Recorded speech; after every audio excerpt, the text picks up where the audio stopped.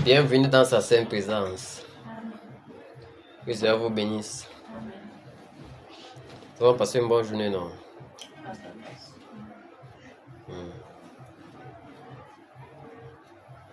Ok. Nous voici encore à notre rendez-vous de prière. Pour prier pour la nation. Intercéder pour la nation, pour le réveil au Cameroun. Amen. Prions donc, recommandons-lui ce moment, disons-lui merci. Disons-lui merci pour tout ce qu'il fait, pour le souffle de vie, pour toutes ses grâces. Nous sommes déjà là, nous sommes déjà là, Seigneur, nous sommes déjà là. Saint-Esprit, nous sommes déjà là et nous sommes déjà là, nous sommes déjà là. Seigneur, nous sommes déjà là. Saint-Esprit, nous sommes déjà là. Nous sommes déjà là pour t'adorer. Seigneur, nous sommes déjà là, Saint-Esprit, nous sommes déjà là, et nous sommes déjà là, nous sommes déjà là. Seigneur, nous sommes déjà là, Saint-Esprit, nous sommes déjà là. Nous sommes déjà là pour t'acclamer. Seigneur, nous sommes déjà là, Saint-Esprit, nous sommes déjà là, et nous sommes déjà là, nous sommes déjà là. Seigneur, nous sommes déjà là, Saint-Esprit, nous sommes déjà là, et déjà là, nous sommes déjà là. Seigneur, nous sommes déjà là, Saint-Esprit, nous sommes déjà là. Nous sommes déjà là pour t'adorer. Seigneur, nous sommes déjà là, Saint-Esprit, nous sommes déjà là, et nous sommes déjà là, nous sommes déjà là. Seigneur, nous sommes déjà là, Saint-Esprit, nous sommes déjà là. Pendant le grand, disons-lui merci pour ce jour, de nous avoir encore gardés, préservés de tous les risques. Prions, disons-lui merci au nom de Jésus. Ô Père, nous te disons merci.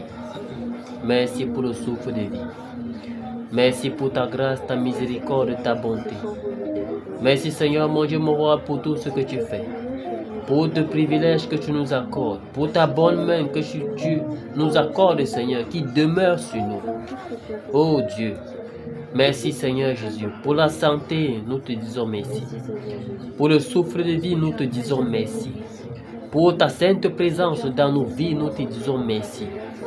Père, pour tes grâces multiples, Seigneur, que tu ne cesses de répandre sur nos vies. Seigneur, nous te disons merci. Merci pour ce que tu es. Merci pour ta bonne main. Merci, Seigneur, oh Dieu, pour tes œuvres, Seigneur, mon Dieu, sur la nation. Dans nos vies, ô Père, nous te disons merci. Nous te disons infiniment merci, Seigneur. Nous te rendons infiniment grâce, Père. Nous te rendons infiniment grâce, Père. Béni soit ton Saint-Nom, ô Dieu. Seigneur, gloire à toi, Père. Gloire à toi, Seigneur. Au nom puissant de Jésus-Christ. Amen. Recommandons-lui ce moment que lui-même nous conduise dans sa sainte présence et qui nous dirige. Prions au nom de Jésus. Seigneur, oh Dieu, nous prions que tu nous conduises. Père, prends le total contrôle, Seigneur, de ce moment. Père, dispose de nos cœurs totalement ouverts à toi. Seigneur, dispose nos pensées, Père.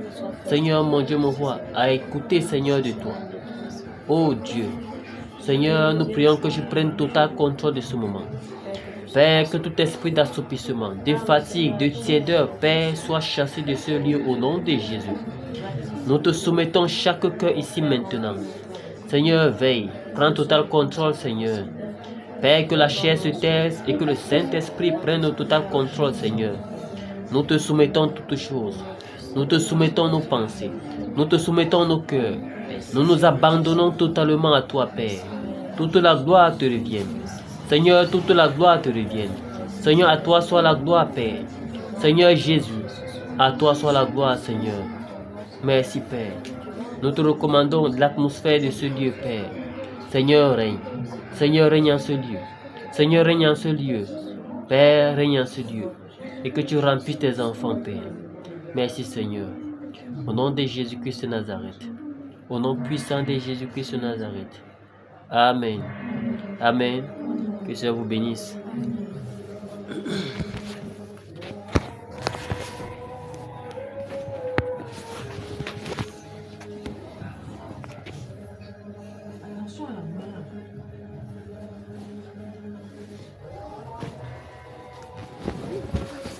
Que le Seigneur vous bénisse encore.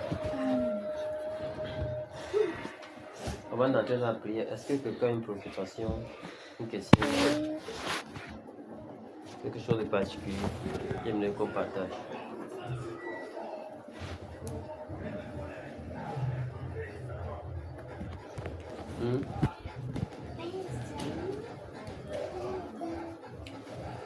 Quelqu'un a un souci?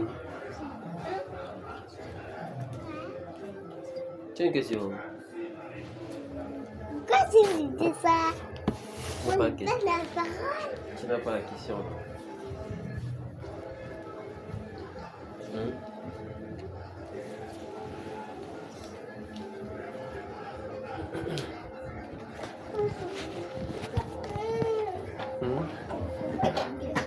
Tu as une question? On demande depuis la question.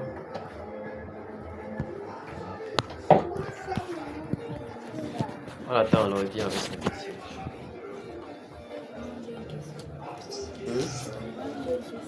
Vous avez des questions? C'est moi qu'on demande.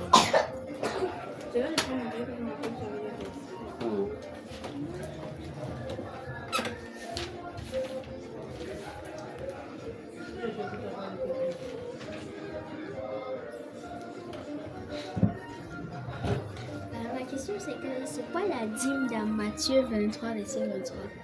La dîme. La dîme, ça veut dire 10%. 10%. Dîme vient du mot 10%.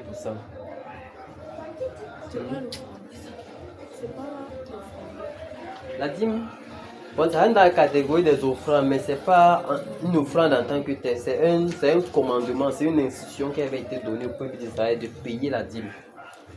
L'offrande, c'est quelque chose que tu donnes aussi naturellement, tu vois. On dit que tu offres, non, l'offrande, c'est offrir, n'est-ce pas? Mais ici, c'était une instruction qui a été donnée de payer la dîme de tous leurs revenus. Chacun devait prélever la dîme de ses revenus pour donner au temple, pour amener ça au temple, donner au sacrificateur. Ça avait été donné pour les Lévites dans l'Ancien Testament. Mais là, la Bible, on a écrit malheur à vous scribes parce que vous payez la dîme et vous laissez ce qui est plus important. On s'adresse à la question, on ne s'adresse pas aux chrétiens, non. Est-ce qu'on s'adresse aux chrétiens? Il a dit malheur à vous, scribes, non. Les scribes, ce ne sont pas les chrétiens, ce ne sont pas les disciples de Jésus. Et c'est à eux là qui s'adressent parce qu'ils disent que non, on paye la dîme, mais ils négligent autre chose. Mais Jésus lui dit malheur à vous, même quand vous payez la dîme, la malheur à vous. On s'adresse pas aux chrétiens, non. Je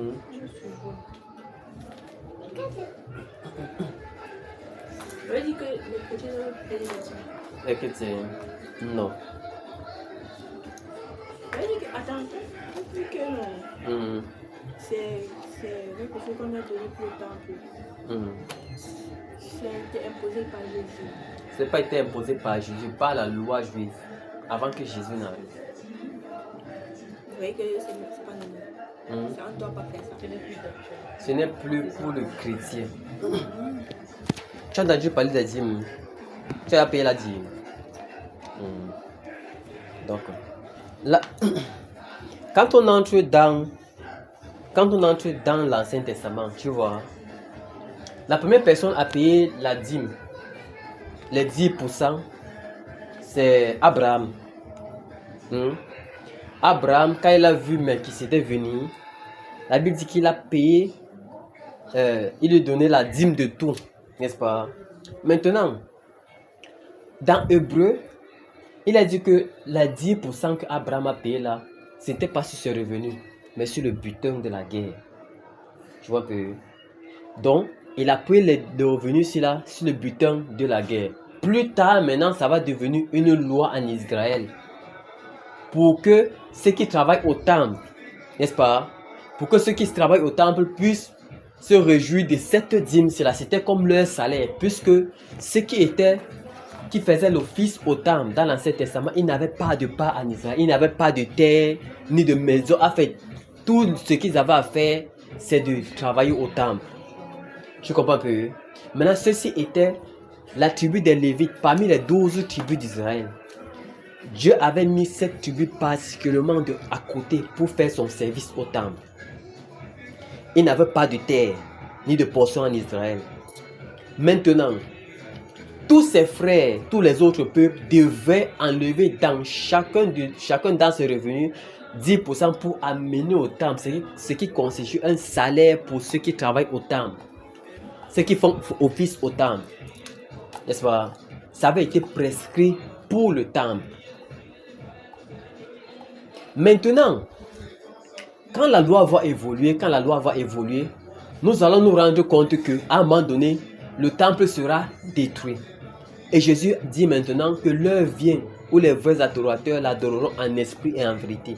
Que ce sera plus ni au temple, ni à la montagne qu'on adorera le Père. Tu vois un peu? Donc directement, l'office du sacrifice, on devait tuer les agneaux.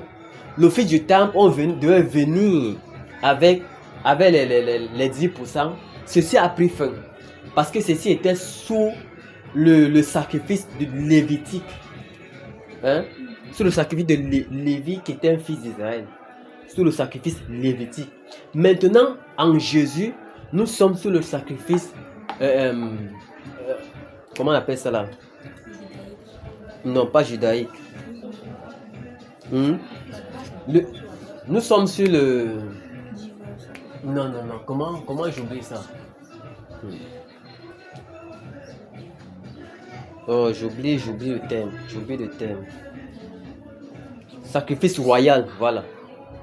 Nous sommes, avec Jésus, nous sommes sur le sacrifice royal, n'est-ce pas? Nous sommes sur le sacrifice. La Bible dit que, et Jésus, dont on a fait mention ici, n'est pas issu des Lévites. Maintenant, quittons du sacrifice lévitique pour du sacerdoce, voilà. Du sacerdoce lévitique pour le sacerdoce royal, qui est le sacerdoce de Jésus.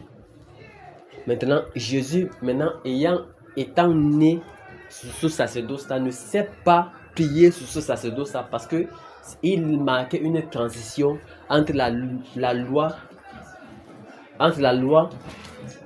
et la grâce.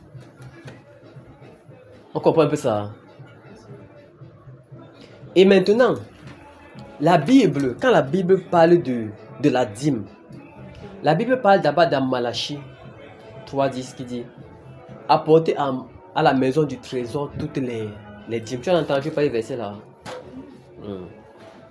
Alors on peut lire ça.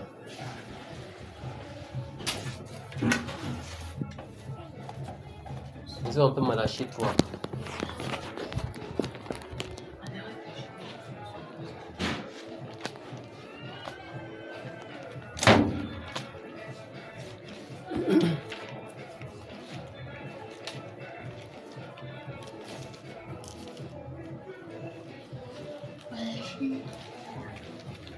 Malachie 3.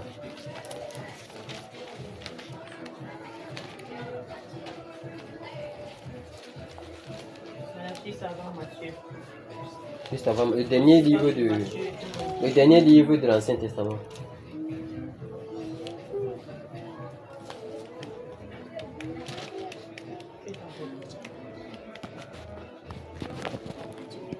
Malachie 3:10, vous y êtes. Ça dit, apportez à la maison du trésor toutes les dîmes, afin qu'il y ait de la nourriture dans ma maison. Mettez-moi de la sorte à l'épreuve, dit l'Éternel des armées. Et vous verrez si je n'ouvre pas pour vous les écluses des cieux, si je ne répands pas sur vous la bénédiction en abondance. Pour vous, je menacerai celui qui dévore, et il ne détruira pas les fruits de la terre. Et la vigne ne sera pas stérile dans vos campagnes, dit l'Éternel des armées. Voici une instruction qui avait été donnée aux Juifs. Nous sommes ici dans l'Ancien Testament. Il n'y a pas encore les chrétiens, n'est-ce pas? Aux Juifs, d'apporter à la maison du trésor toutes les dîmes. Donc il y avait plusieurs sortes de dîmes. Donc ce n'était pas seulement, il y avait la dîme de 3 ans, par exemple, ou après chaque 3 ans, les gens mettaient les parts de côté pour les veuves, les orphelins et les étrangers. C'était encore une autre forme de dîme qu'on devait mettre de côté. Donc ce n'est pas seulement en fonction du salaire. N'est-ce pas? Maintenant donc, la dîme maintenant, quand on quitte du sacerdoce, de la dispensation, quand il dit sacerdoce, c'est pas un peu bien compréhensible, de la dispensation de la loi, parce que c'est la loi qui vient avec la dîme. Bien que nous voyons qu'Abraham a payé la dîme, n'est-ce pas? Mais Isaac n'a pas payé la dîme. Ni Jacob lui-même n'a pas payé la dîme. Maintenant, c'est le peuple juif qui paye la dîme. C'est maintenant entré comme une loi. Alors on peut voir là on dit que dans Hébreu là-bas, par rapport à la dîme là,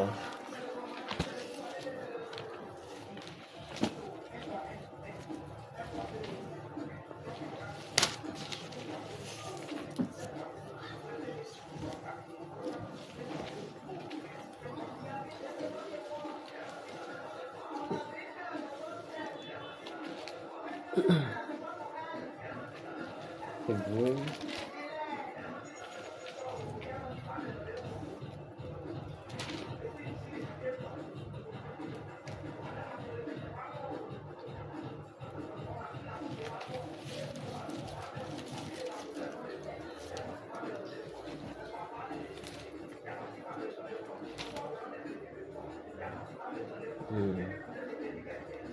Attendez un instant, je cherche le passage.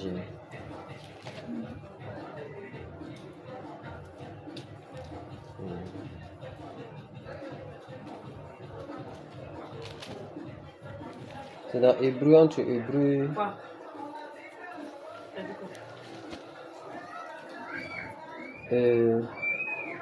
Là où il dit que c'est Abraham l'a ainsi payé par Lévi qui perçoit la dîme, l'a ainsi payé par Abraham.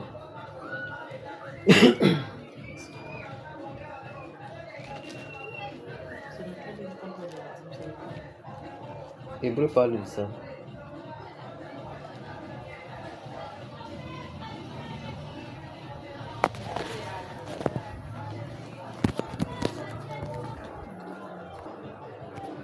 Allons-y dans Hébreu 7, 9. Hébreu 7, le verset 9.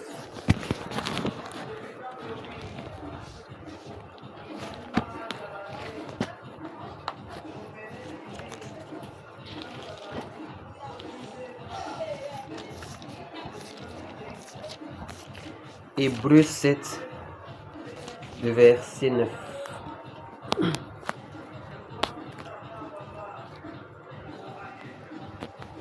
Bon, disons à partir du verset 7. Or, il est sans contredit l'inférieur qui est béni par le supérieur. Et ici, ceux qui perçoivent la dîme sont des hommes mortels.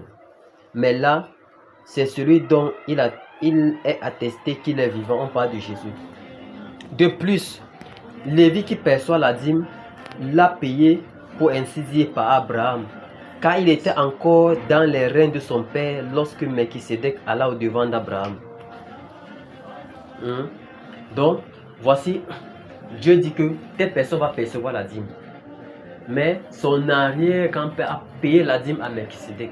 Dans la Bible dit que ce n'est pas Abraham même qui a payé la dîme de son propre chef, mais il a payé pour Lévi qui n'était pas encore sorti, qui était encore dans ses reins. Donc avant que Lévi ne vienne pour percevoir la dîme, Abraham avait payé la dîme pour lui. Donc Abraham, nous voyons que après Abraham, Isaac n'a pas payé la dîme, ni Jacob. Mais ce sont les 12 tribus de Jacob maintenant, les autres tribus qui payent la dîme maintenant à Lévi. Maintenant, qu'en est-il de nous pour l'église aujourd'hui? Nous devons savoir que la dîme, si c'était prescrite dans la loi juive, c'était pour le peuple d'Israël. Quand Dieu parlait là-bas à Malachie que apportez à la maison du trésor toutes les dîmes. Et quelque part, il dit encore que vous volez Dieu. Dans quoi? En faisant quoi? Dans les dîmes et les offrandes. Donc, ça veut dire que les instructions que Dieu avait données au peuple d'Israël concernant les dîmes, ils ne payaient plus. Tu comprends? Le peuple juif ne payait plus les dîmes. C'est pourquoi Dieu vient maintenant et donne par ce prophète Malachie que le peuple juif vole. Vous le volez pourquoi? Dans les dîmes et les offrandes. On ne s'adresse pas à l'église. Parce que l'église est née après Jésus, après la mort de Jésus. Donc il y a des choses dans cette Bible qui sont là, mais qui ne concernent pas les chrétiens. La dîme, c'était obligé de le faire. Et maintenant, plusieurs personnes maintenant disent de venir à l'église avec la dîme. Or, la dîme est purement de la loi. Celui qui reçoit la dîme là, est-ce qu'il a payé la dîme? Non. Il paye la dîme à qui? Est-ce que c'est un juif? Non. On ne peut pas ramener la dîme dans le Nouveau Testament, dans l'église. C'est pourquoi Jésus peut leur dire que malheur à vous, scribes et pharisiens, parce que vous payez la dîme et les offrandes. Donc ils se réjouissaient parce qu'ils payaient la dîme. Non. Il dit malheur à vous. En oubliant de faire d'autres choses. Donc, dans l'église aujourd'hui, on a ce qu'on appelle les dons. Parce que quand on voit dans le Nouveau Testament le fonctionnement de l'église, les apôtres n'ont pas payé la dîme. On va voir nulle part où un apôtre a institué de payer la dîme. Comment on peut ça? Donc, quand on commence à lire du Nouveau Testament, on ne va voir nulle part où les apôtres, ceux qui ont suivi Jésus, ont prêché ça. Ils prêchaient plutôt les dons, de se soutenir. Et il y a les chrétiens venaient au pied des apôtres. On dit qu'ils amenaient les choses au pied des apôtres et on distribuait à chacun selon son besoin. Et que chacun donne avec liberté de cœur. Ce n'est plus une instruction, une obligation. Il y a quelque chose qui te tient. Et maintenant, on fait comprendre aux gens aujourd'hui que si tu payes la dîme, que ça va amener des bénédictions, n'est-ce pas? Les gens payent maintenant la dîme par cupidité. Ils savent que s'ils payent, Dieu va bénir. Oh, ce n'est pas dans le but dont Dieu parle. Donc les gens, la dîme devient un peu comme une forme de cupidité. Ça veut dire que si je paye mes 10%, Dieu va me bénir.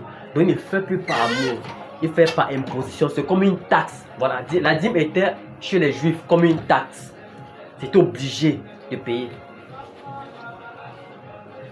N'est-ce pas, il y a des gens aujourd'hui qui prennent les dîmes, ils mangent.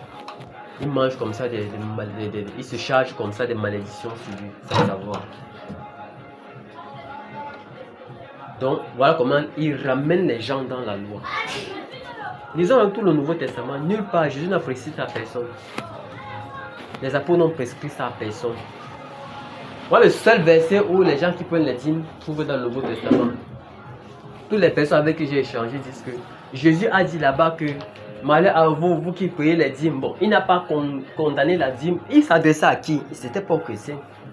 C'était aux sacrifiés, ceux qui le combattaient. Jésus s'adressait à ceux qui le combattaient, ceux qui se levaient contre lui. Il dit malheur à vous. Donc, la dîme c'est 10%. C'était revenu. C'était comme une taxe, tu es obligé de le faire. Dans le Nouveau Testament aujourd'hui, on nous dit que chacun donne comme il a résolu, avec joie. Donc, tu vois quelqu'un dans le besoin, tu donnes. Parfois, ce que tu donnes même dépasse 10%. Imaginons un peu quelqu'un qui... Il y a une situation qui nécessite peut-être 50 000 par exemple. Et que ton salaire que tu as, la dîme c'est peut-être 10 000. N'est-ce pas? Ta dîme c'est peut-être 10 000 ou bien 5 000. Maintenant, celui-ci qui part, il prend peut-être 50 000, il part donner pour un besoin. Il dépasse celui-là qui a pris seulement les 10% de son salaire là pour aller payer. Amen. Donc ça veut dire que les dons volontaires même sont même au-delà des dîmes. N'est-ce pas?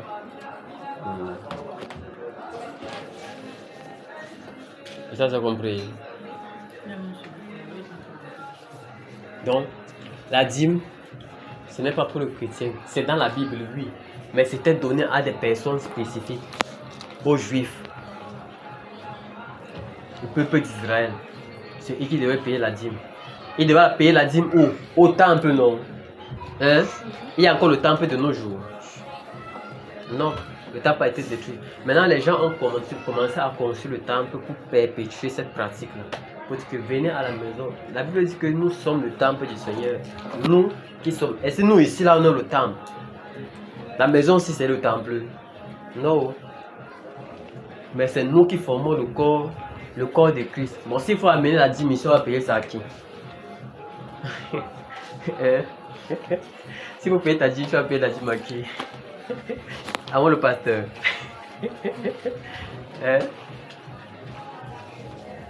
C'est pas ça, n'est-ce pas? Donc, les gens continuent maintenant à construire dans le but de perpétuer ces pratiques. Dans le temple de Dieu.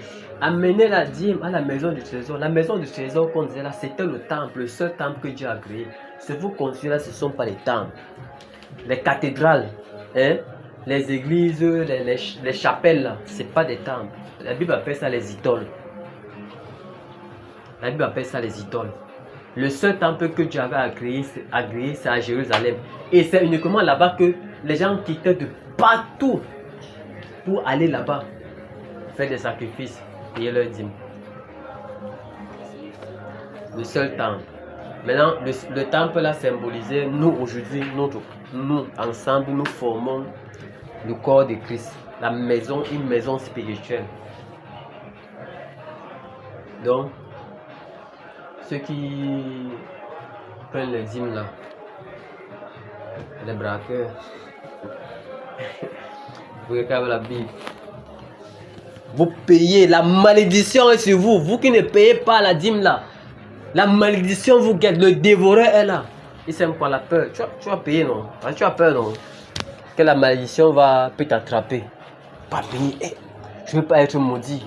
Ou bien je veux que mes finances augmentent. Non. Ne connaissez pas le Seigneur avec crainte, non. Mais c'est avec amour. Donc la dîme, c'est pas pour le chrétien. Le chrétien n'est pas attaché à ce joug-là, à cette loi-là. La dispensation de la dîme est terminée, n'est-ce pas? Donc celui qui veut entrer maintenant sous cette dispensation, il faut qu'il commence maintenant aussi à pratiquer toutes les lois qui étaient dans l'Ancien Testament. Donc si quelqu'un ne peut pas suivre un et laisser l'autre.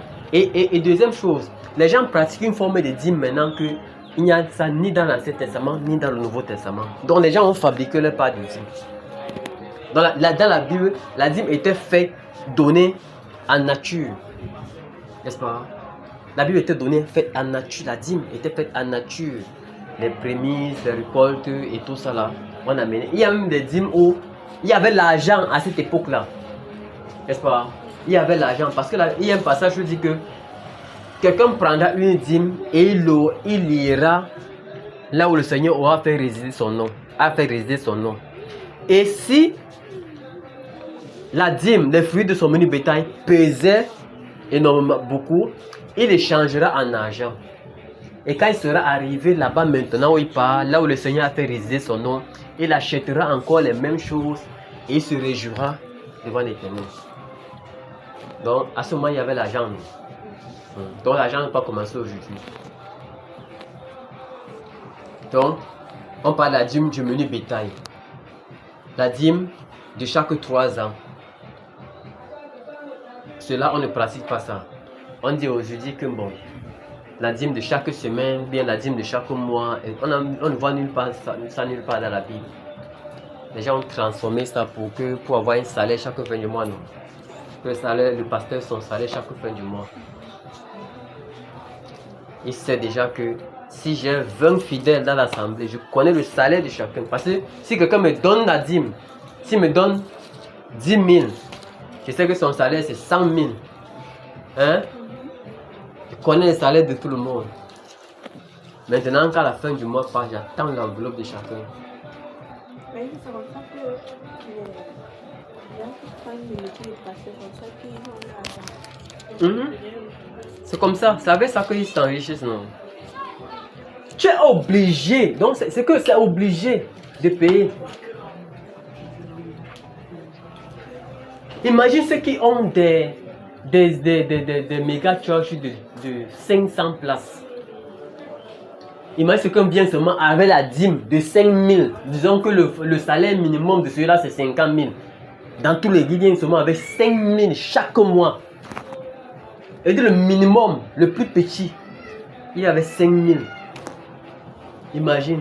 Sans compter, même les élèves payent. On dit que si on te donne 5 000 pour ton année de baigner la semaine, tu enlèves 500 dedans.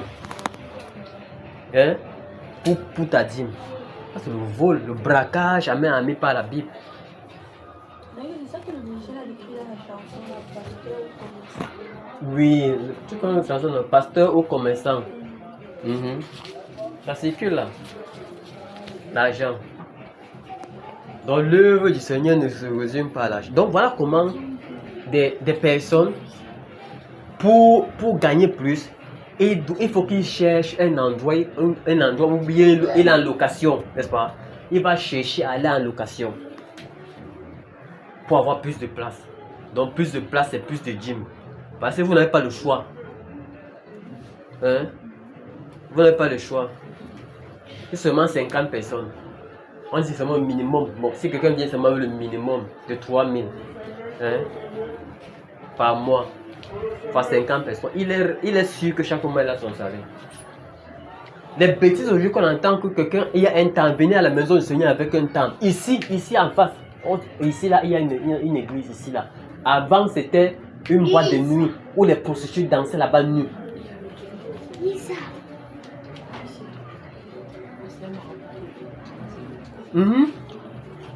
Un autre lieu c'était marabout. Ici, quand tu montes ici, tu arrives là-bas. Dans le même bâtiment, il y a 2 assemblées, 2 églises. Quand tu montes comme ça, non, ici en haut, le même bâtiment qui abritait la boîte de nuit là.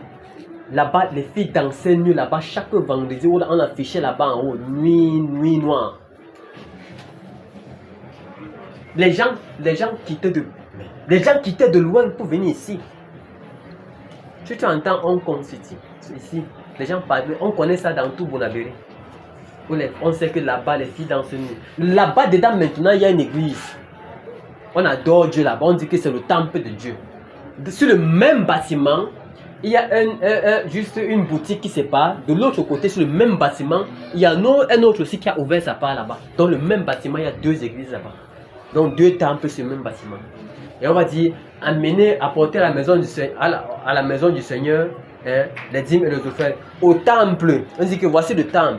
Mais le même bâtiment signifie 2 temples. Donc il y a un temple à côté, il y a un temple à côté où on a plein de dîmes. Mais c'est sur le même bâtiment pour comprendre les abominations. Qu'est-ce que les gens cherchent? Les gens cherchent quoi réellement? Elle veut dire que beaucoup travaillent pour leur vendre. Par cupidité, ils trafiqueront au moyen des paroles trompeuses. Maintenant, quand tu vas attaquer le domaine des dîmes, on va se lever contre toi, mon frère. C'est une instruction de Dieu.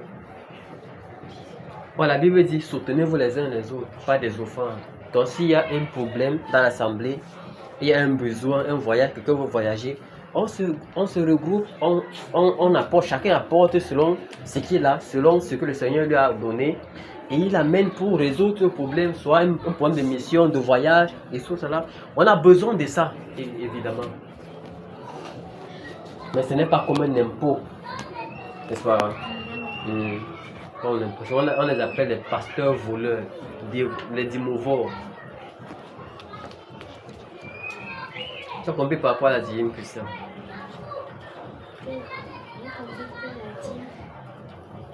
Donc j'ai demandé si tu as compris. Si tu as compris l'explication que j'ai donnée là, non? D'accord.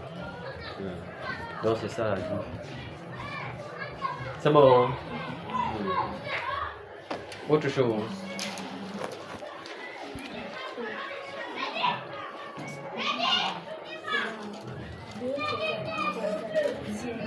Deux Thessaloniciens. 2 Thessaloniciens. 2, verset 3.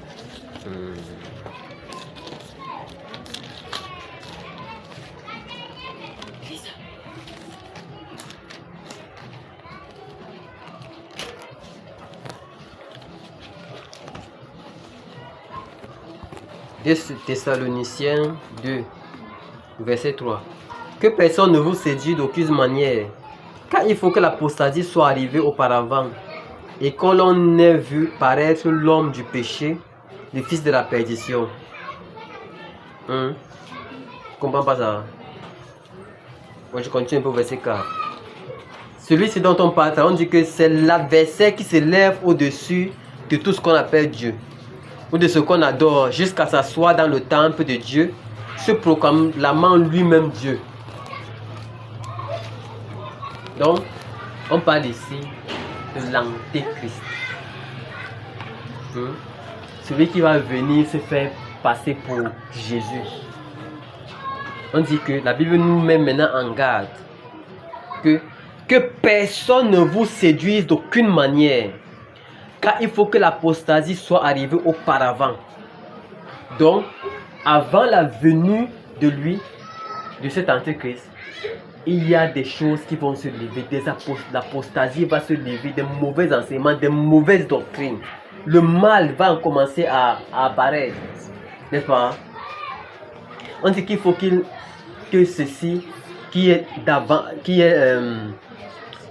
car il faut que l'apostasie soit arrivée auparavant, et qu'on ait vu paraître l'homme du péché, le fils de la perdition. Donc celui-ci là, dans lui c'est la perdition, il est fait de catégories pour l'enfer. Revenons un peu au verset 1. Ce qui précédera, verset 1. Je suis en train de dire autre chose. 2 Thessaloniciens 2, verset 1. Pour ce qui concerne l'avènement de notre Seigneur, voilà, je comprends pas ça. Avant d'arriver au verset 3. Pour ce qui concerne l'avènement de notre Seigneur Jésus.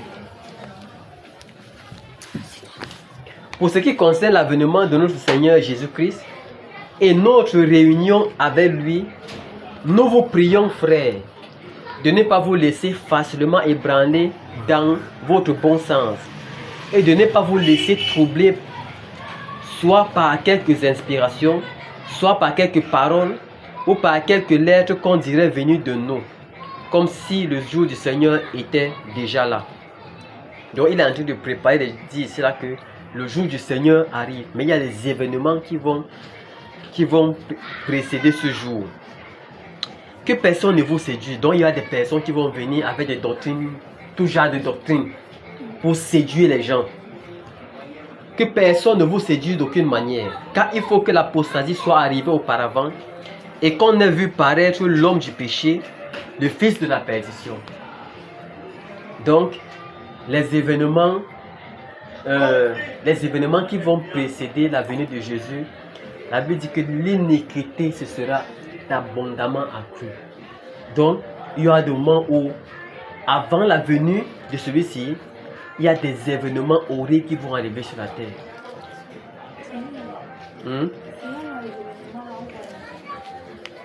C'est déjà là, c'est en prélude, n'est-ce pas? C'est en prélude, ça annonce avec que la venue de Jésus est en train d'arriver. C'est en cours. Maintenant, il faut seulement que, quand on va entendre que on a bâti le temple d'Israël et qu'il y a quelqu'un là-bas qui se fait Dieu, l'église là est enlevée. L'église ne sera plus là. Parce que le moment-ci, celui qui va régner la terreur sur la terre. Mais les gens croiront que quand l'antéchrist va arriver, il va falloir que les gens commencent encore à revenir sur la loi. Parce qu'il n'y aura plus de grâce. La période de la grâce sera terminée pour nous, les nations. Hein? Parce que la période de grâce, là, c'est pour que ceux du monde entier, n'est-ce pas? Ceux du monde qui ne sont pas juifs puissent se convertir, puissent entrer à Christ, n'est-ce pas? Maintenant, quand l'église sera maintenant enlevée, ceux qui passeront, ceux qui entreront vont passer par la loi juive. Donc la loi juive va encore revenir sur pied. Maintenant, c'est là donc que le Seigneur va maintenant se révéler à ses frères qui étaient aveuglés, pour les faire comprendre que me voici, c'est moi votre frère. Parce que jusqu'à présent, 80% des Juifs ne croient pas que Jésus est le Messie. Dieu les a aveuglés comme ça là, pour que les païens maintenant, le monde entier, pour qu'ils puissent entrer. Maintenant, les périodes arrivent. En Israël, 80% ne croient pas que Jésus est le Messie, que Jésus est déjà arrivé. Ils attendent encore. Ils savent que le Messie est déjà venu depuis. Mais dans leur pensée, comme la loi disait que le Messie vient, ils n'ont pas cru en lui et ils pensent que le Messie n'est pas encore arrivé. Il arrive.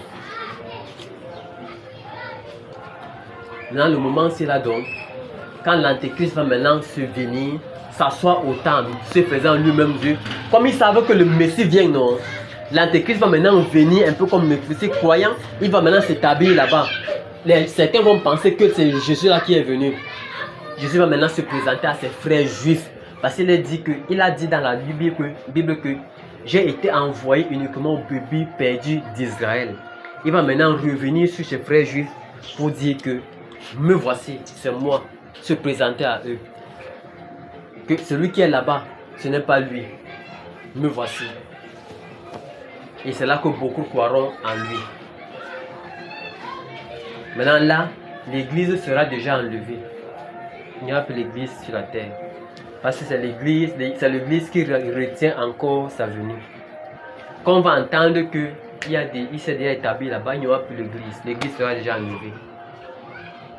Et maintenant, ceux qui vont rester, ils vont depuis ça là. Non. Ceux qui vont rester, n'est-ce pas? Ceux qui vont rester, certains vont passer par la grande tribulation.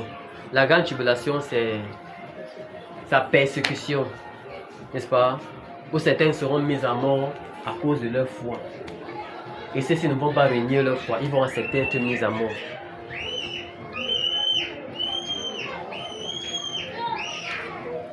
Jusque-là, ils ne vont pas régner. Parce que le but de l'ennemi, du diable, c'est pouvoir amener le maximum de personnes avec lui à la perdition. On dit ici que car il faut que l'apostasie soit arrivée auparavant et qu'on ait vu paraître l'homme du péché, le fils de la perdition, incarnant le diable, Satan, aller s'asseoir au temple.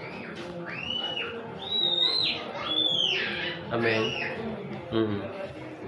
Donc là maintenant, la période de grâce où les gens sont aujourd'hui, on nomme la Bible, on dit prier, les gens ne prient pas. Confiez-vous au Seigneur, abandonnez le mal, on ne peut pas. Le moment dit que le moment viendra où les hommes chercheront Dieu, mais il se fera trop tard. Il se fera trop tard. Pourquoi? La période de la... Donc, pendant ce moment, il dit que cherchez-moi pendant qu'il est temps. N'est-ce pas? Pendant que la lumière est là, marchez dans la lumière. Quand les ténèbres arrivent, quand les ténèbres vont arriver, les gens vont chercher la parole. Les gens vont chercher Dieu sans le voir. Il y a des pays où les gens ont seulement les versets dans le cœur pour pouvoir s'en sortir. On n'a pas la Bible ici. On te voit avec la Bible, c'est compliqué. quelqu'un mémorise seulement quelques versets pour pouvoir s'en sortir. Parce qu'il ne peut pas mémoriser toute la Bible. N'est-ce pas? Pour pouvoir mettre au moins en pratique les quelques versets là qu'il a lus. Aujourd'hui, nous avons la Bible dans les téléphones, sur le papier. On a accès à tout moment. Ça, c'est une période merveilleuse qui précède l'enlèvement pour nous. Parce que nous sommes disposés à chercher vraiment le Seigneur. Il y a des pays où ce n'est pas facile. Dans le monde est là. On se lève, on part, on sort le matin, on part chercher l'argent. On fait chercher l'argent, on rentre, on mange, on dort. Les gens sont voilés sur les événements qui arrivent sur la terre. Que le Seigneur fasse grâce, il nous enlève seulement, non? Amen. Vous voyez seulement comme ça, là, les gens disparaissent. Vous. Si vous voyez déjà ça, c'est que, si vous voyez ça, c'est que c'est... On va passer de l'autre côté. Pas de l'autre côté, c'est que on va passer par la grande tribulation. Pour ceux qui sont au Seigneur, non? Et puis, il y a un passage là-bas qui dit que jusqu'à quand tarderas-tu à venger le sang de nos frères? C'est-à-dire que patienter. Les apôtres qu'on a tués là, non? C'est que patienter jusqu'à ce que soient mis à mort vos compagnons d'œuvre sur la terre. Là maintenant, le jour du Seigneur sera le jour du jugement. Parce que le jugement c'est un jour. Quand on parle du jour du Seigneur, c'est un jour. Après ça, c'est la fin de toutes choses. Un jour. Le jour du jugement.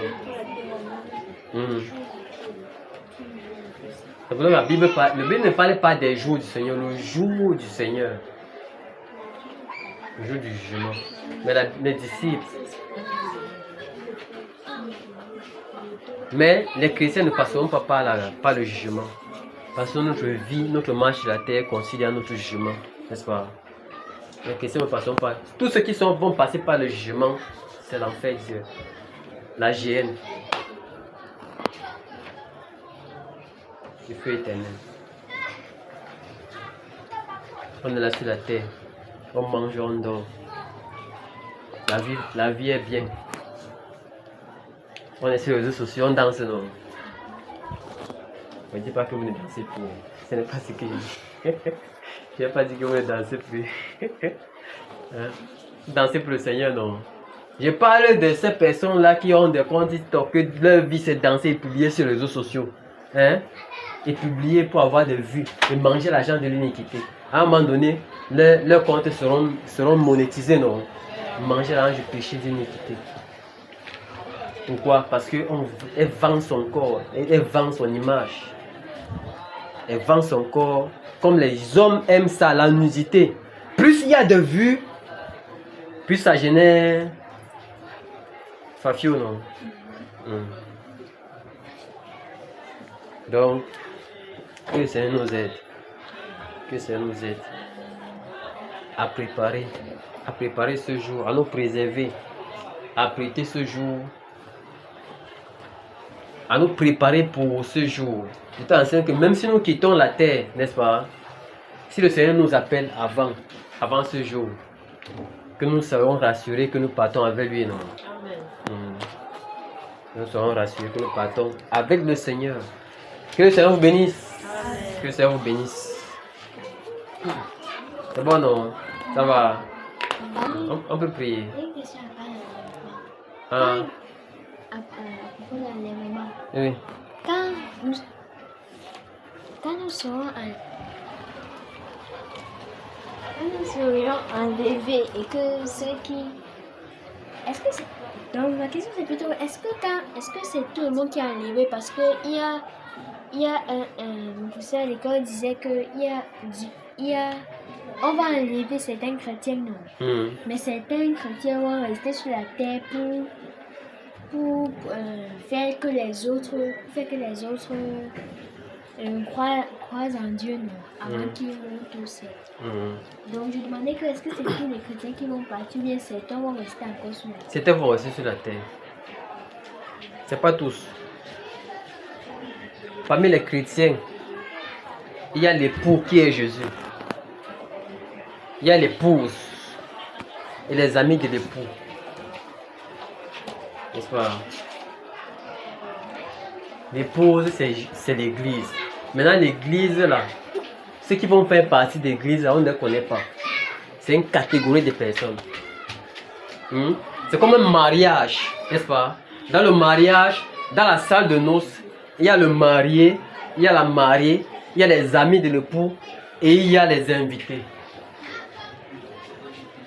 C'est pourquoi Jésus prend la parabole qui est semblable. Il dit que le royaume de Dieu est semblable à quelqu'un qui a organisé un festin. Hein? Il a envoyé des invités, n'est-ce pas? Mais les invités n'en étaient pas dignes. Il a dit maintenant, allez appeler les estropiés, les boiteux et tout cela qui viennent à la fête, qui viennent aux noces.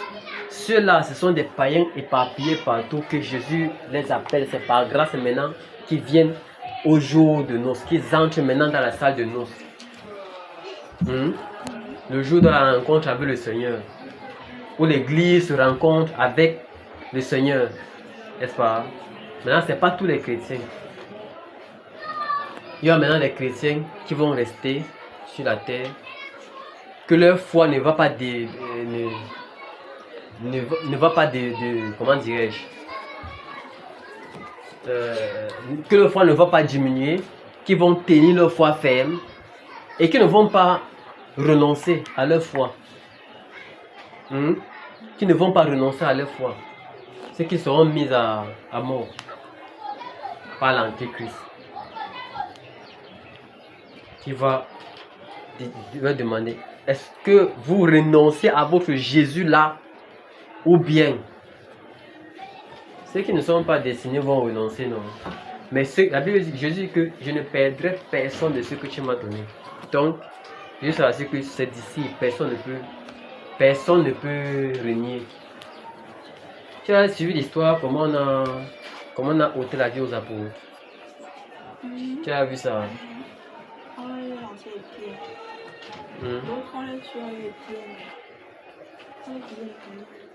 Là c'est ce qui est écrit. C'est comme le cas de Philippe, Étienne. Mais il dit que les autres apôtres de Jésus, Pierre et les autres, il faut chercher à voir ça, comment les Romains les ont massacrés. Les apôtres, ceux qui suivaient Jésus. Parce qu'on voulait exterminer la parole de Dieu, mais la parole de Dieu ne meurt pas. N'est-ce pas? En pensant que si on les extermine, la prédication va s'arrêter, mais si Dieu suscite davantage d'autres personnes, non. Donc, comme par rapport à ta question, certains vont rester sur la terre, mais qui vont passer par la grande tribulation. Il y a des gens qui veulent avoir la foi. Maintenant, s'ils restent, ils peuvent renier Dieu. Que c'est si? Il dit que non. Il peut arriver qu'il y a d'autres personnes qui ont la foi. Mais comme il y a le moment renier, ils ne vont pas être enlevés, ils vont rester sur terre, ils vont renier Dieu. Tu ne peux pas avoir la foi et renier Dieu. La Bible dit que ce n'est pas tous ceux qui m'appellent Seigneur, Seigneur qui entreront, non. N'est-ce pas? Ce n'est pas tous ceux qui m'appellent Seigneur, Seigneur qui entreront. Mais ceux qui auront pratiqué. N'est-ce pas? Vous savez qu'actuellement, il y a des chrétiens superficiels. Il prie, mais il est dans le péché. Il fait le mauvais, mais il est à l'église. Il prie quand même. Donc, il est chrétien par titre.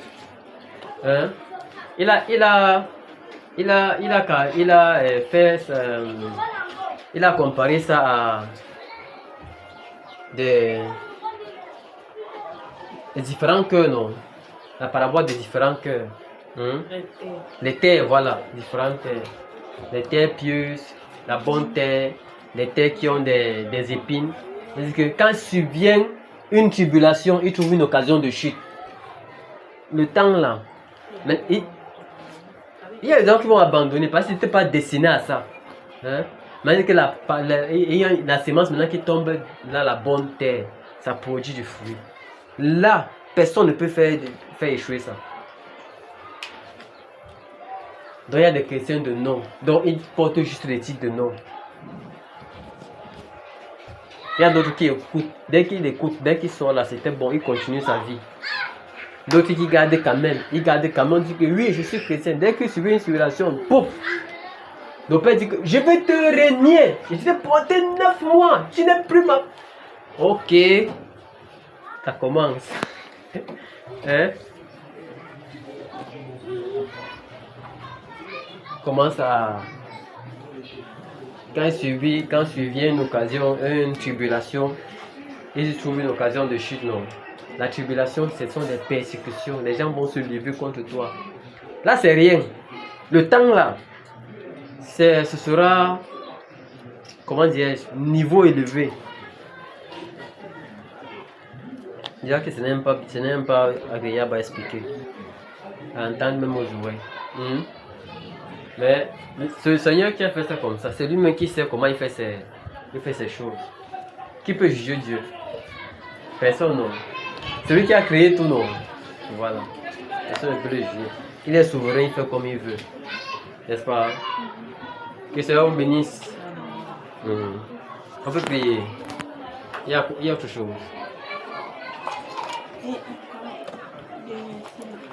Yes.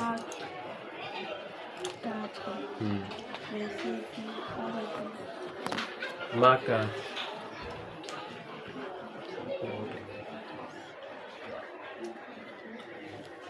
Dans Marc 4.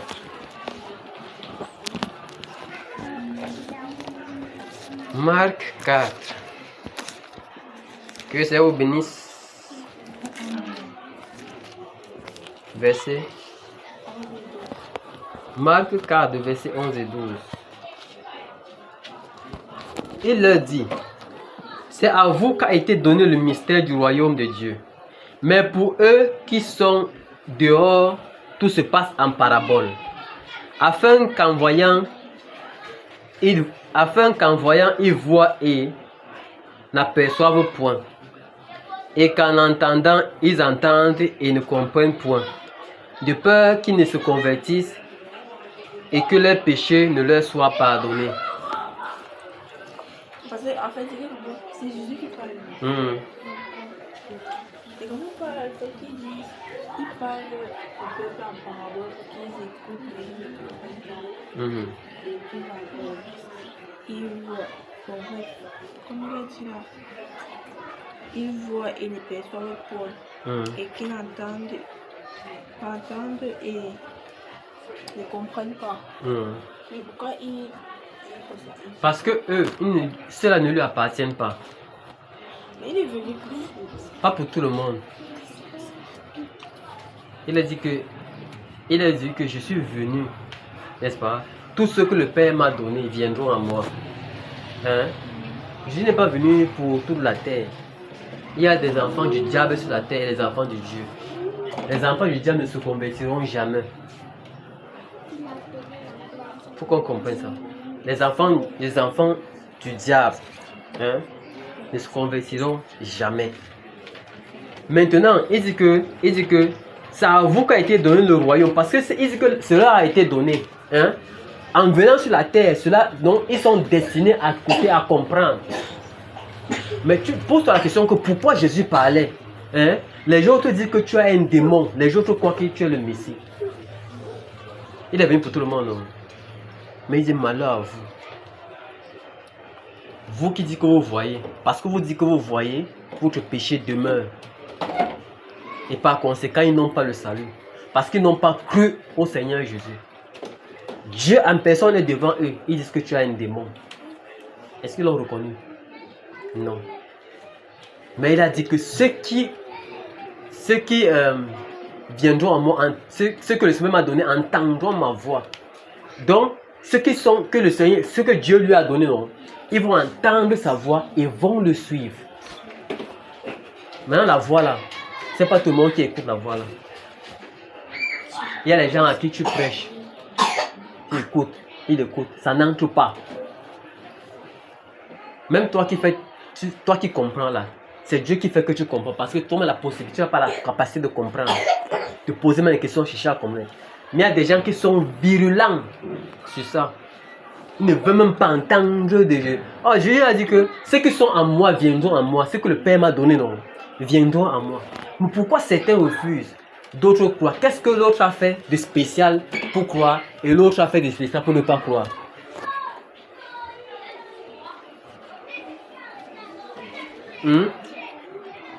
Qu'est-ce que celui qui a cru? Bon, moi qui ai cru. Et celui qui refuse de l'autre Jésus là, il est dans ses traditions et coutumes. Il dit que le Jésus là, c'est l'affaire des Blancs. Hein? Que c'est les Blancs qui sont venus avec. Bon, qu'est-ce que j'ai fait de particulier pour accepter la parole aussi? Et la même parole, il croit, il écoute, et il ne croit pas. C'est question de sémence. Tu vois un peu? Sur la terre, il y a deux sémences.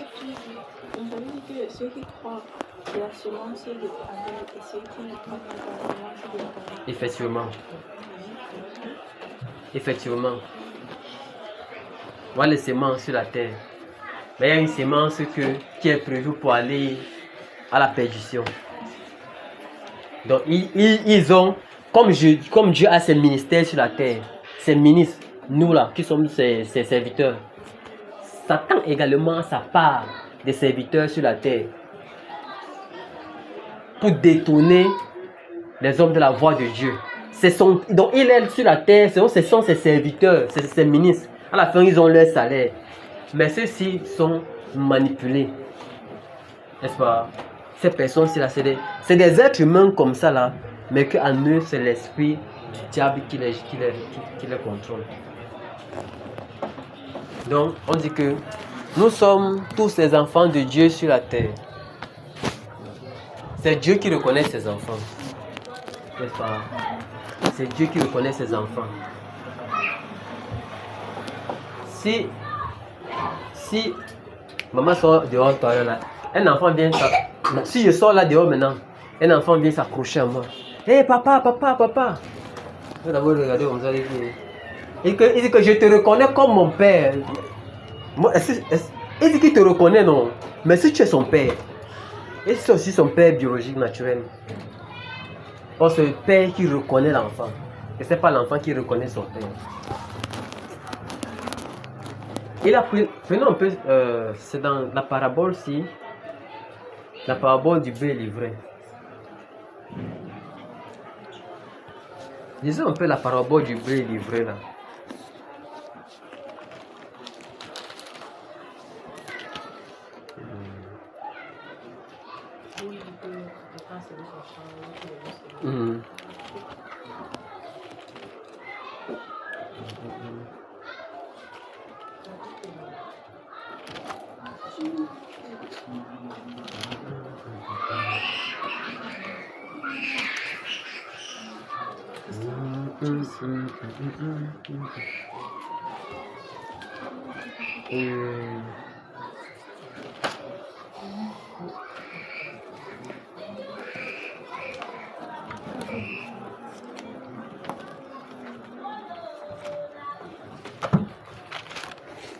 Voilà.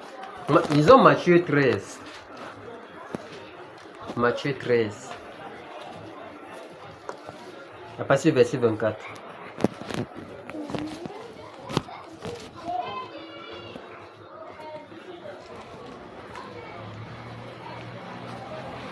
Matthieu 13 à partir du verset 24.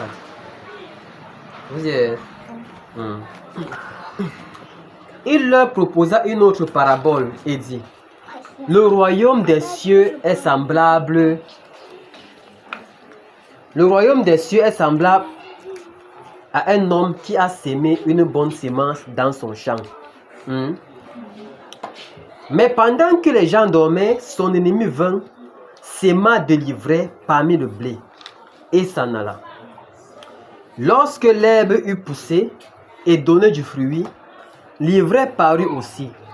Les serviteurs du maître de la maison vinrent lui dire: Seigneur, n'as-tu pas sémé une bonne semence dans ton champ? D'où vient donc qu'il y a de l'ivraie? Il leur répondit: c'est un ennemi qui a fait cela. Et les serviteurs lui dirent, veux-tu que nous allions l'arracher? Non, dit-il, de peur qu'en arrachant l'ivraie, vous ne déraciniez en même temps le blé.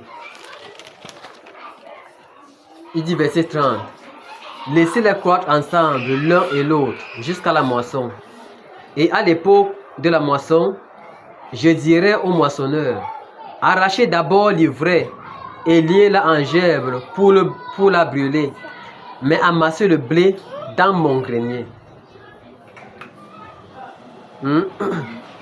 Maintenant, nous allons l'explication de la parabole. Allons au verset 36. Allons au verset 36 directement. Verset 36. Alors il renvoya la foule et entra dans la maison. Ses disciples s'approchèrent de lui et dirent, explique-nous la parabole de l'ivraie du champ. Jésus répondit, celui qui sème la bonne sémence, c'est le Fils de l'homme, Jésus-Christ, non, qui est Dieu. Le champ, c'est le monde, n'est-ce pas? Donc le champ, c'est là, c'est le monde. Il dit, la bonne sémence, ce sont les fils du royaume. Le fils du royaume de Dieu. Il dit que l'ivraie, ce sont les fils du malin. Tout à l'heure, il a dit que c'est le malin qui a l'ivraie là. Il dit que laisser, c'est le malin qui a sémé. C'est un ennemi qui a fait ça. Tu vois. Et bien il dit que l'ivraie là maintenant, ce sont les fils du malin. L'ennemi qui a sémé, c'est le diable. Donc les fils du malin là, ses enfants, de celui qui a sémé ça, c'est le diable. On parle comme ça des êtres humains sur la terre. L'ennemi qui a sémé, c'est le diable. La moisson, c'est à la fin du monde. Les moissonneurs, ce sont les anges. Donc il dit que la moisson, il dit que les apôtres ont dit que mais veux-tu qu'on aille déraciner l'ivraie? Il dit que non. Laissez-les croître ensemble. Les fils de Satan, les fils de Dieu, ils sont sur la terre. Laissez-les. Parce que si vous voulez déraciner, tellement ils se ressemblent que vous pouvez même traiter le bon de mauvais. Vous pouvez même traiter un bon serviteur de mauvais parce que le blé et l'ivraie, on dit que l'ivraie, ça c'est semblable, tu vois. C'est un peu, c'est pas facile à détecter. Dieu a dit que s'il les laisse aller là-bas, ils vont faire la confusion parce qu'il y en a, ça se ressemble un peu. Donc un faux et un vrai, ça se ressemble un peu. On parle des serviteurs de Dieu aujourd'hui. Et il y a un peu même le vrai, les biais de banque, par exemple. Il faut avoir une technique, n'est-ce pas, pour détecter un faux billet, non? Il y a ceux qu'on trompe facilement parce qu'ils ne savent pas discerner le vrai et le faux. Maintenant, si maintenant on dit que bon, on prend les gens qui n'ont pas la connaissance, qui ne savent pas détecter, on dit que déchirez-moi tous les faux billets, il va déchirer même les vrais. Parce que il n'a pas discerné, non, voilà. Maintenant, on parlait des apôtres qui sont sur la terre, des êtres humains. Il dit que, mais, les serviteurs qui sont des humains sur la terre, veux-tu qu'on aille déraciner? Donc, on les dégage, on les tue, on les massacre ou bien on les élimine. En faisant ça, vous allez éliminer même les bons.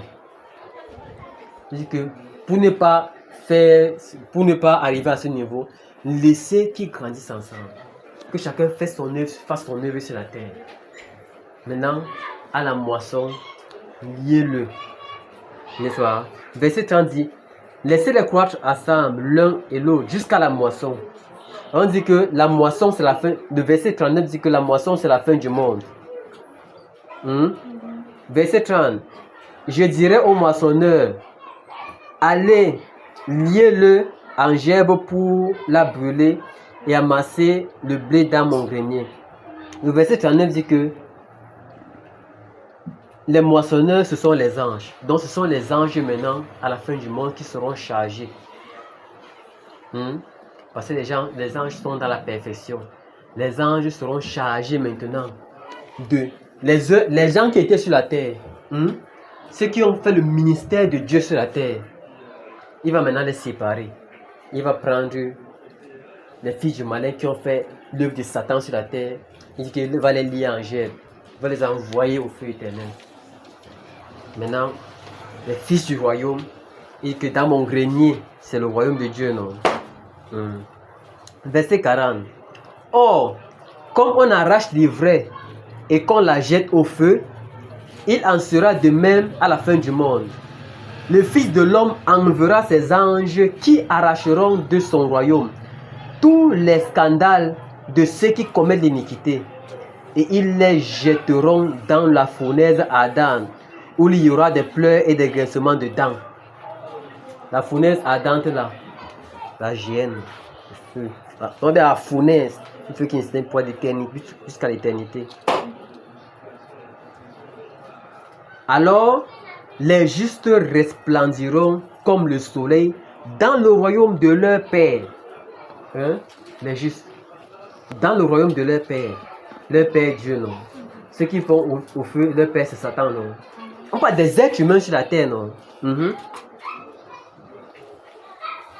Que celui qui a des oreilles pour entendre, entende. Amen. Là, il dit que, oh, vous pensez que Dieu, les gens qui sont sur la terre, là, Dieu va les envoyer en enfer. Là n'est pas le problème, là n'est pas notre raisonnement, n'est-ce pas? C'est Dieu même qui sait. Quand le moment sera venu, ses serviteurs seront avec lui. Les serviteurs du diable. Ça veut dire que la partie où Dieu dit que je ne t'ai jamais connu là. Vous qui commettez l'iniquité, je ne vous ai jamais connu. C'est ça. Ça, au jour du jugement, mon cas dit que j'ai fait des miracles. Il dit que les gens feront des miracles. Mais ils disent retirez-vous de moi, je ne vous ai jamais connu. Quand ils disent ne vous ai jamais connu, ça ne veut pas dire qu'ils ne savaient pas que tu es sur la terre. Mais ça veut dire que tu ne viens pas de lui. Comme tu as fait de donner l'explication à une paix, par rapport à l'explication du père, quand le père, l'enfant vient dire choisis, oui. Parce que tu peux avoir un enfant qui vient t'attrape en route et dit que papa, est-ce que tu le connais? Tu ne le connais pas. Tu ne connais pas l'enfant. L'enfant là a un père. Même si tu prends l'enfant, tu dis que j'ai adopté cet enfant. L'enfant là a un père. N'est-ce pas? Ton père biologique. Ça ne change pas si tu adoptes l'enfant, dis que l'enfant s'y porte mon nom. Ça ne change pas que l'enfant là vient quand même de quelqu'un d'autre. C'est ça non? Ça ne change pas. La nature, c'est la nature qui détermine. Ce n'est pas que on est enfant du diable et on devient enfant de Dieu. Ou bien enfant de Dieu, on devient enfant du diable. Si tu es enfant de Dieu et que tu es dans le péché, quand tu vas écouter sa voix, tu vas revenir sur le droit chemin. C'est pourquoi il y a des personnes qui sont dans les mauvaises, des enfants de Dieu, qui sont pervertis, qui sont dans les mauvaises choses. Mais quand ils écoutent l'évangile, ils abandonnent. On voit comment les gens se convertissent, non? Ils abandonnent les mauvaises voies, ils abandonnent le vol, ils abandonnent le mensonge. Ils abandonnent même les sectes ésotériques pour se convertir à Dieu. Voilà quelqu'un qui était dans la secte. On pouvait dire que c'est l'enfant du diable, non?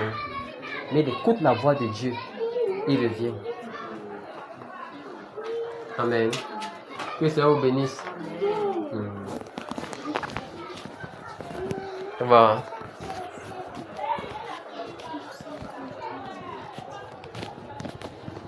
C'est un genre, non? C'est la parole de Dieu. La parole de Dieu n'est pas comme on comprend là. Le raisonnement, c'est le raisonnement qui me dit que non, Dieu ne peut pas quand même. Le déluge qu'il y a eu sur la terre, les gens qui savent qu'il y a eu le déluge, non? Bon, pourquoi Dieu, certains ont été sauvés dans l'âge et d'autres sont morts? J'ai dit que il en sera de même au jour du Fils de l'homme, le même comme au temps de Noé. Dieu n'a pas eu, Dieu ne sait pas, Dieu n'a pas prévu que ouais, ceux qui sont morts dans l'eau du déluge là, ouais, Dieu ne sait pas lamenter. Il a fait ça comme ça pour anéantir le mal, n'est-ce pas? Oui. La même chose aujourd'hui là, on dit croyez en Dieu. L'église, nous qui sommes l'église, c'est notre refuge. C'est l'arche, non? L'église, l'arche symbolise l'église, n'est-ce pas? L'H symbolise l'église. Que le Seigneur nous bénisse. On peut prier alors, non? Il n'y a plus de préoccupations. Prions alors.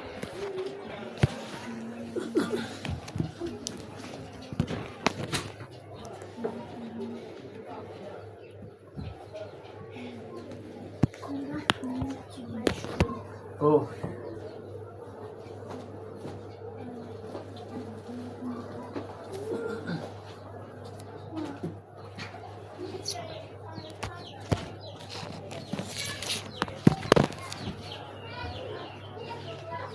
Amen.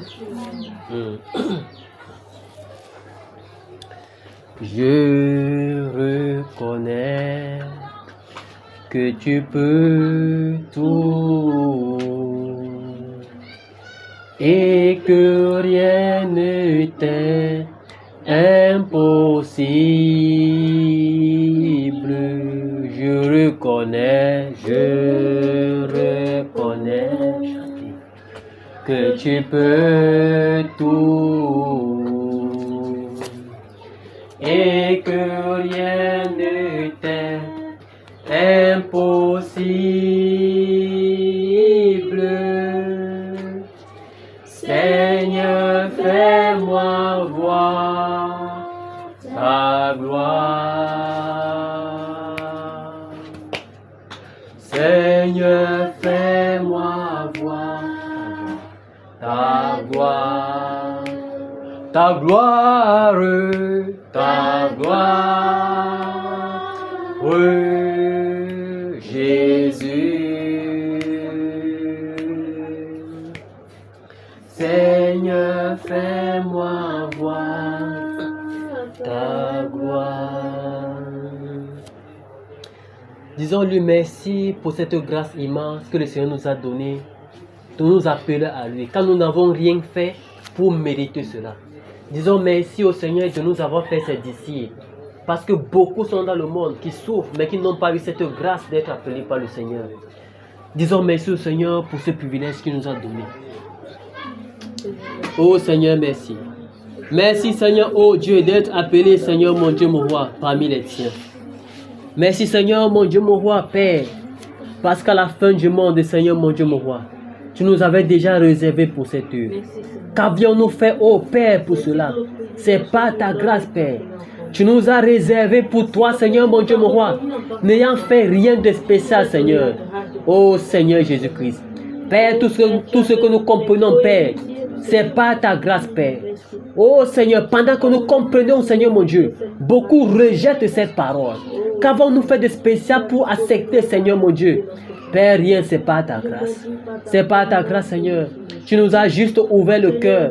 Seigneur, pas parce que nous sommes parfaits, pas parce que nous étions parfaits, mais tu nous as sortis de la boue du monde, Père, pour nous laver, Père, pour nous sanctifier, Père, et pour nous mettre à part pour ton œuvre. Oh Seigneur Jésus-Christ. Seigneur, merci. Merci, Seigneur Jésus-Christ. Quelle immense joie. Quelle immense gloire, Père. Seigneur, d'avoir fait de nous, Seigneur, mon Dieu, mon roi. Oh, Seigneur, mon Dieu. D'avoir fait de nous, Seigneur, mon Dieu, mon roi. Tes enfants, Seigneur Jésus. Oh, Dieu de gloire. Merci, Seigneur Jésus. Père, merci pour toute la gloire, Seigneur, mon Dieu, mon roi. Que toute la gloire soit à toi, Père. Seigneur, merci. Merci, Père. Au nom de Jésus-Christ de Nazareth.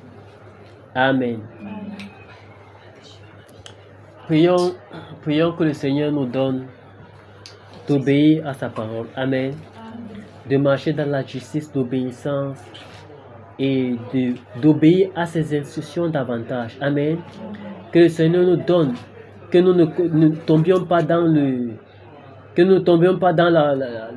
désordre, dans le péché, dans la compromission, mais que nous gardions sa parole. Il a dit, celui qui m'aime garde ma parole. Amen.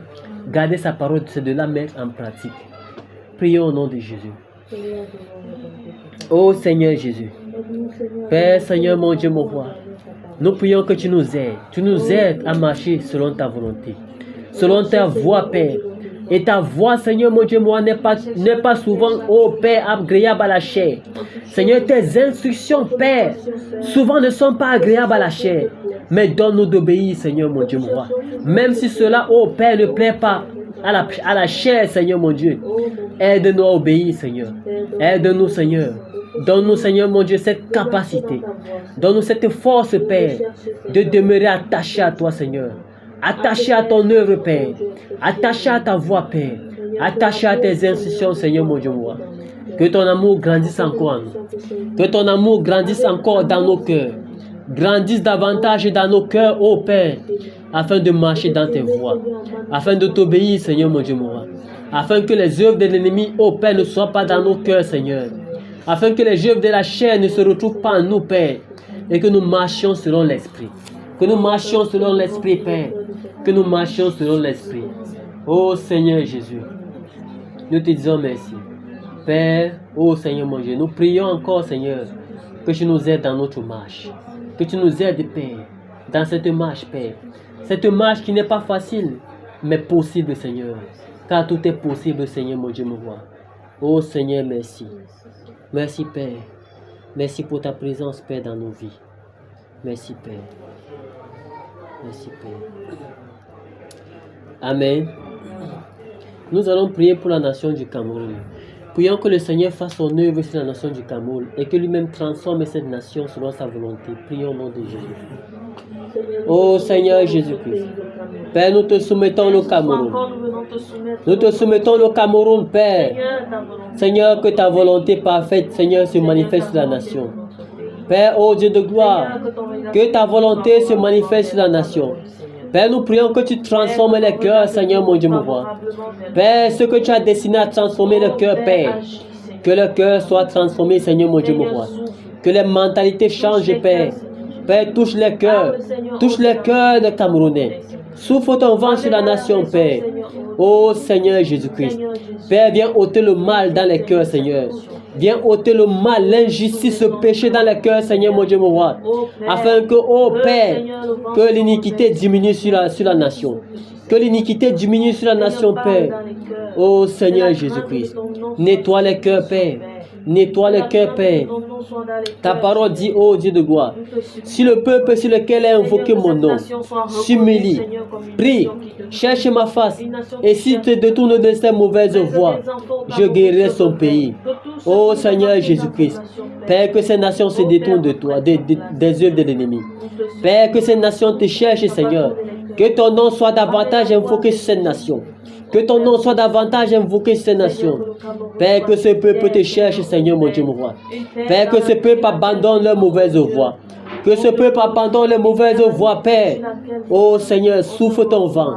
Souffle ton vent sur le Cameroun. Souffle ton vent sur la nation.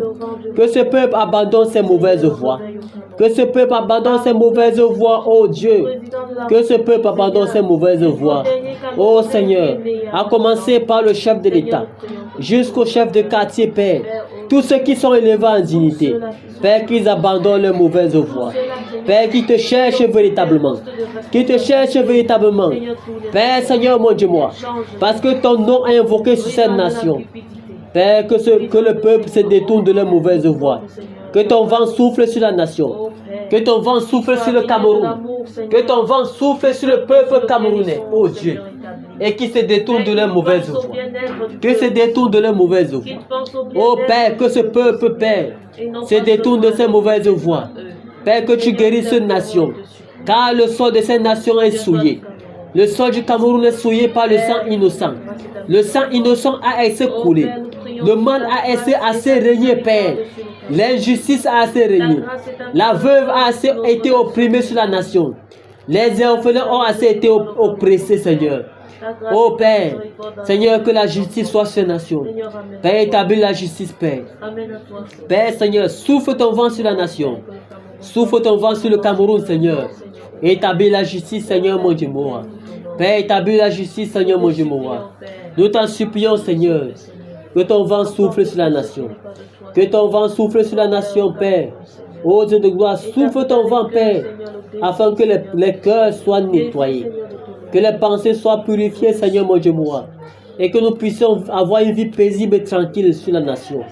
Oh Seigneur Jésus-Christ. Merci Seigneur Jésus. Père, souffle ton vent sur la nation. Souffle ton vent sur la nation du Cameroun. Père, souviens-toi du Cameroun, Seigneur, comme tu l'as toujours fait. Souffle ton vent, Père. Transforme les cœurs. Transforme les pensées. Seigneur, que le mal cesse sur la nation, Père. Oh Seigneur, que les forces du mal, Seigneur mon Dieu, soient anéanties sur la nation. Père, que les forces du mal soient anéanties, Seigneur. Que les ténèbres, oh Père, tous ceux qui tirent les ficelles dans l'ombre, Seigneur, pour soumettre le Cameroun dans la force du mal. Père, Seigneur mon Dieu, mon roi. Père, qu'il soit enchaîné, qu'il soit déraciné, Père. Oh Seigneur Jésus-Christ. Père, Seigneur mon Dieu, mon roi. Père, nous te soumettons le Cameroun. Nous te soumettons le Cameroun, Seigneur mon Dieu, mon roi. Père, Seigneur Jésus-Christ. Père, oh Père, Satan a, oh, Seigneur mon Dieu, mon roi, a envahi les pensées des hommes, Seigneur.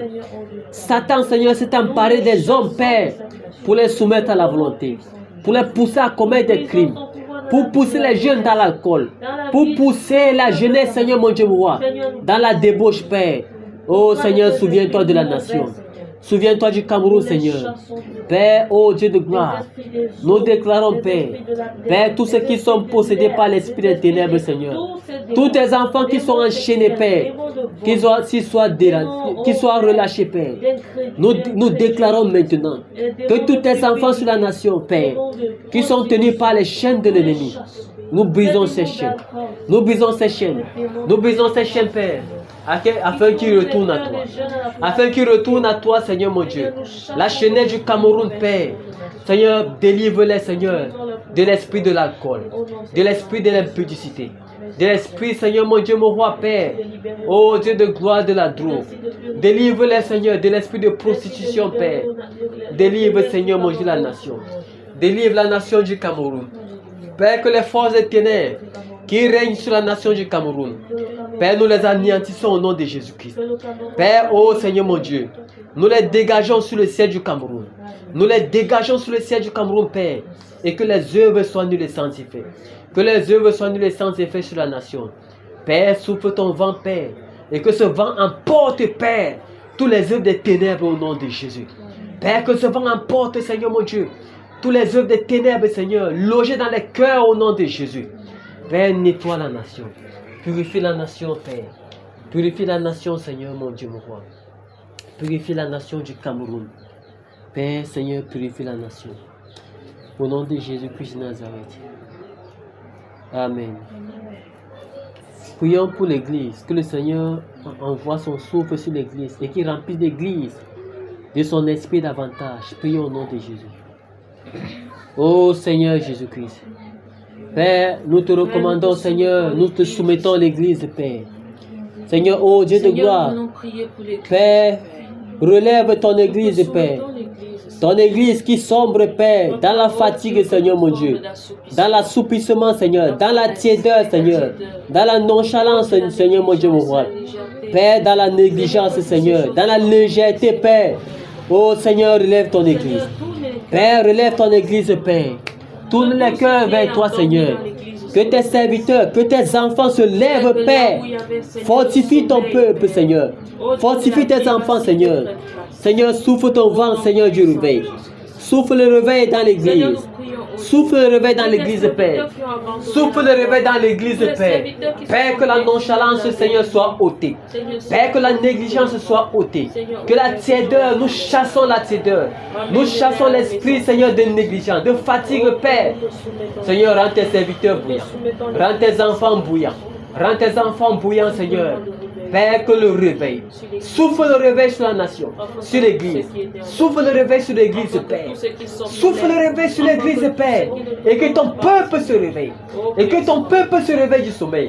Et que ton peuple se réveille de l'assoupissement.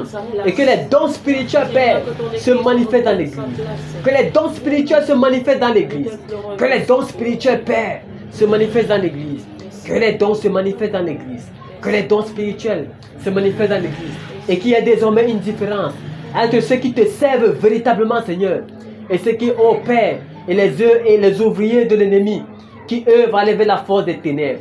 Ô Seigneur, mon Dieu, mon roi, que les serviteurs véreux, qui, ô Père, travaillent vers la force des ténèbres, qu'ils soient exposés, Seigneur. Qu'ils soient exposés, Père. Que le Saint-Esprit expose les œuvres des ténèbres. Que le Saint-Esprit expose les œuvres des ténèbres. Qu'il y ait désormais une différence entre ceux qui te servent véritablement. Oh Seigneur, mon Dieu, mon roi. Et les loups déguisés en coq blanc. Père, qu'il y ait une différence entre tes serviteurs véritables qui œuvrent, Seigneur, au travers de la parole et de la manifestation de la puissance, Père. Oh Seigneur, mon Dieu, que tes serviteurs œuvrent non seulement en parole, mais en puissance, ô Père. Et qu'il y ait une différence, Père, entre les œuvres des ténèbres et les œuvres de lumière. Oh Seigneur Jésus-Christ, qu'il y ait une différence entre les vrais serviteurs et les serviteurs véreux qui travaillent avec les forces des ténèbres. Oh Seigneur Jésus-Christ, Père, qu'il n'y ait plus de confusion, Père. Seigneur, que le Saint-Esprit, ô Père, éclaire et qu'il n'y ait plus de confusion, Père. Père, qu'il n'y ait plus de confusion entre tes serviteurs, Seigneur, et les serviteurs du diable. Oh Seigneur, merci. Merci, Père. Béni soit ton Seigneur, Père. Au nom de Jésus-Christ de Nazareth. Amen. Amen. Que le Seigneur vous bénisse. Amen. Et qu'il nous fortifie davantage à marcher dans ses voies. Amen. Salut ton frère Julie, bienvenue dans ta sainte présence. Bienvenue dans ta sainte présence. Bienvenue dans ta sainte présence. Bienvenue dans ta sainte présence. Bienvenue dans ta sainte présence. Hey, mémé. Bienvenue dans sa sainte présence. Quand sera bébé, peut-être petit. Bienvenue dans sa sainte présence. Quel sera bébé? Oui. C'est voilà qui grandit, non? Tu dis que tu seras bébé, tu grandis. Hein? Tu veux pas grandir? Quelque chose. Tu veux pas grandir? Tu grandis, non? Tu es une grande fille, non? Tu es une grande fille.